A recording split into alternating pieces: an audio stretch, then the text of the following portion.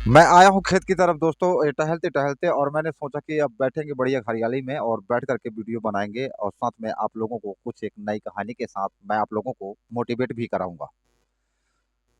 बहुत अच्छा लगता है खेत की तरफ आ जाओ, ये हरियाली हरी चारों तरफ देखें तो बहुत सुंदर लगती है ये हरियाली और मन दिल भी खुश हो जाता है। ये जो हरियाली है खेत खलिहानों की, ये शुद्ध हवा भी देती है हमको और एक मन को भी एक नया बदलाव भी देती है हमारे। अगर आप गांव घर में होंगे, शहर में हो और खेत की तरफ, जंगल की तरफ या पहाड़ झरने की तरफ चले जाएंगे तो आप अपने आप को बहुत बिंदास और बहुत रिलैक्स महसूस करते हैं।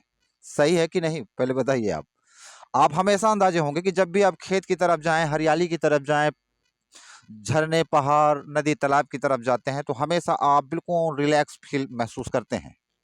तो अब तो हम गाँव के रहने वाले हैं भैया, काहे के लिए झूठ बोले, और थोड़ा बहुत देहाती भी भाषा बोल लेते हैं। और क्या है कि खेत खलिहान जब तक ना हो जाओ तब तक थोड़ा-सा मन जो है, अब गाँव में अंदर रहो घर में तो थोड़ा मन जो है बोझ-बोझ लगने लगता है, दिमाग भी साला बोझ-बोझ लगने लगता है, इसलिए हम खेत खलिहान तरफ घूमते-भागते ही रहते हैं। तो दोस्तों मैं आप लोगों को बता देना चाहता हूँ कि जीवन में हम जब भी किसी के भी जुड़ते हैं, तो एक विश्वास के साथ ही जुड़ा करते हैं। और नकाब चाहे दिखावटी कितना भी पहन लीजिए आप, एक न एक दिन वो सच सामने आ जाता है। वक्त और समय हमेशा नकाब उतार दिया करता है। आपने अंदाजा होगा, चाहे कितनी भी बेहतरीन एक्टिंग कर लीजिए, चाहे कितनी भी बेहतरीन कला आप निभा लीजिए, अगर पाप वाला हो, बेईमानी वाला हो तो एक ना एक दिन वो पर्दा फाश हो जाया करता है। कुछ तो ऐसे होते हैं साले कि कंप्यूटर से भी ज़्यादा दिमाग को चलाने की कोशिश करते हैं, पर वो मालिक जब देखता है ना वहाँ से तो सारे कंप्यूटर को ध्वस्त करने के लिए स्वयं बैठा रहता है। उस जब वो अपना रचना रचता है ना, जब वो अपना रचना रचता है तो दिमाग तो चलाते हैं भैया। अब क्या सोचते हैं कि भैया ना कोई जान रहा है, ना कोई हमको देख रहा है, झूठ-मूठ के किरदार निभाना है तो भैया वहीं तक निभाइए जहां तक चल सके। और एक चीज और बता दूं दोस्तों, ये जो जो झूठे-मूठे जो किरदार निभाया करते हैं, भैया रियल दुनिया में तो जुड़े हो, कोनो फ़िल्मी दुनिया में थोड़ी ना जुड़े हो कि कोनो नाटक वाले नौटंकी में जुड़े हो कि ये झूठ-मूठ की कहानी चल रही है और बढ़िया उसको चलाए और फिर इसके बाद फिर दूसरा नाटक बनाए, तो ये दूसरा तीसरा नाटक वाला थोड़ी है। एक बार जो ओरिजिनल कहानी हमारे जीवन में जुड़ा करती है, तो भैया वो जो भी गुज़रेगा, जो भी हादसा होगा, वो बिल्कुल ओरिजिनल हादसा होता है। जो भी हम करते हैं अपने जीवन में, वो ओरिजिनल करते हैं। जो भी हम सोचते हैं, जो भी करते हैं, जो भी हमारा रिज़ल्ट आता है, हमारे कर्मों से ही आता है। समझते हैं ना? तो अगर वास्तविक में आप अपने आप को बेहतरीन से बेहतरीन बनाने की कोशिश करते हैं, आप चाहे लड़कपन की बात हो, चाहे आप पारिवारिक की बात हो, चाहे कोई काम की बात हो, किसी भी फील्ड में जुड़िए, आप अपना अगर किरदार निभा ही रहे हैं तो ईमानदारी के साथ निभाइए, एक निष्ठा के साथ निभाइए, जिससे कि कल के लिए ये कोई ना कहने पाए कि भैया बने तो कुछ और थे, दिखावा तो कुछ और कर रहे थे। जब भैया ओरिजिनल वास्तविक में बता दूं भैया एक चीज मैं आप लोगों को, कि जिसकी जो जैसी अंदर कहते हैं ना, जो ऊपर से जितना मीठा होगा वास्तविक में उसके अंदर उतना ही जहर होता है।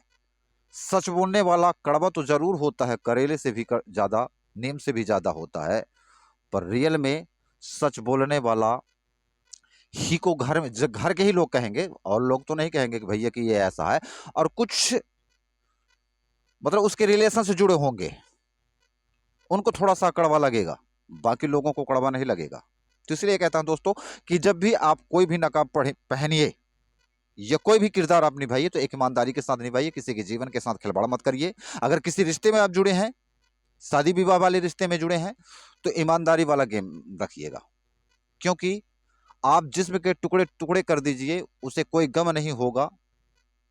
बाकी भैया कुछ ऐसे इस जिस्म पे कुछ ऐसे सिस्टम बने हैं कि जहां पे चोट लग जाए ना तो वो जिंदगी भर क्या, वो साला उम्र भर रोता है और वो दर्द भी करता है। हाँ, अपने आप को वो संभालने की कोशिश करेगा, अपने आप को मजबूत करने की कोशिश करता है, पर कहीं ना कहीं वो आंस जो होती है वो कहीं ना कहीं चुभते रहती है, और वो आंस चिता में जाने के बाद ही बुझा करती है।